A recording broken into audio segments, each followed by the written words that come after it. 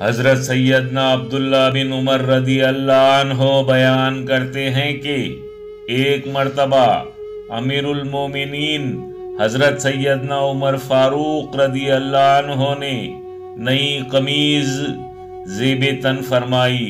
फिर मुझे छुरी लाने को कहा और फरमाया, ऐ मेरे बेटे, मेरी आस्तीनों को खींचो और उंगलियों के करीब का जायद हिस्सा काट दो। मैंने दोनों आस्तीनों का बड़ा हुआ हिस्सा काटा तो आस्तीनें छोटी बड़ी हो गईं। मैंने अर्ज किया कि अब्बा जान, अगर आप रदी अल्लाह अन्हो इजाज़त दे तो मैं कैंची से दोनों आस्तीनों को काट कर बराबर कर दूं। तो हजरत उमर रदी अल्लाह अन्हो ने फरमाया, ऐ मेरे बेटे, रहने दो, क्योंकि मैंने रसूल अल्लाह सल्लल्लाहु अलैहि वसल्लम को इसी तरह देखा है।